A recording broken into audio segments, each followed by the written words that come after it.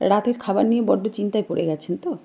ভাত বসিয়েছেন, কিন্তু ফ্রিজে একটা ডিম। চিন্তা করছেন কী করে বাড়ির এতগুলো সদস্যকে একটা ডিম দিয়ে খাওয়াবেন। উপায়ও নেই, বাজার যাওয়ার আর সময় নেই, অনেক দেরিতে দেখেছেন। আরে চিন্তার কিছু নেই, আমি একটা সুন্দর রেসিপি বলে দিচ্ছি আর দেখিয়েও দিচ্ছি। সেটা দিয়ে আপনি বাড়ির সকল সদস্যদের খাইয়ে দিতে পারবেন। আমি এখানে আমার বাড়ির সদস্য অনুযায়ী দুটি মাঝারি সাইজের আলু নিয়েছি। আপনারা আপনাদের বাড়ির সদস্য অনুযায়ী আলু নেবেন।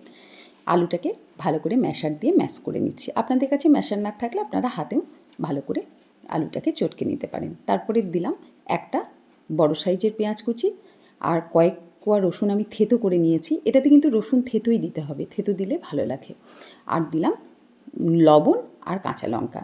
ব্যাস, এই দিয়ে ভালো করে আলুটা মাখিয়ে নিলাম।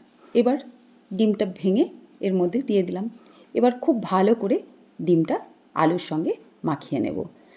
ঠিক এইভাবে ঘুরিয়ে ফেটিয়ে মাখিয়ে নেব, যাতে ভাজার সময় বেশ ফুলে ওঠে। এবার ফ্রাইং প্যান কড়াই যায়নি, তাতে সর্ষের তেল দেবেন। সর্ষের তেলেই এই ভাজাটা বেশি ভালো লাগে, বড়া ভাজাটা। তো এটা কিন্তু আলু ডিমের বড়া ভাজা, খেতে কিন্তু অদ্ভুত হয়, টেস্টটাও ভালো হয়। আর এর সঙ্গে গরম ভাত আর ডাল থাকলে আর কথাই নেই, একদম এক থালা ভাত এমনিই উঠে যাবে। তো এক পিঠ ভালো করে ভেজে নিয়ে অপর পিঠটা উল্টে দিলাম ভাজার জন্য। ব্যাস, ভাজা হয়ে গেছে। এবার ভাজা বড়াগুলো তুলে নিচ্ছি, আর বাকি যে মিশ্রণটা আছে সেগুলো এইভাবে একই পদ্ধতিতে ভেজে নেব।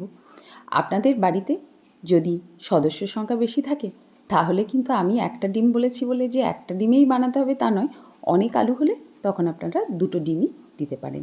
তবে দেখবেন এই মিশ্রণটা যেন এরকম বেশ আঠালো হয়, কারণ খুব পাতলা হয়ে গেলে কিন্তু বড়াগুলো ঠিকমতো বানানো যাবে না। তো তৈরি হয়ে গেছে আমার সব বড়া।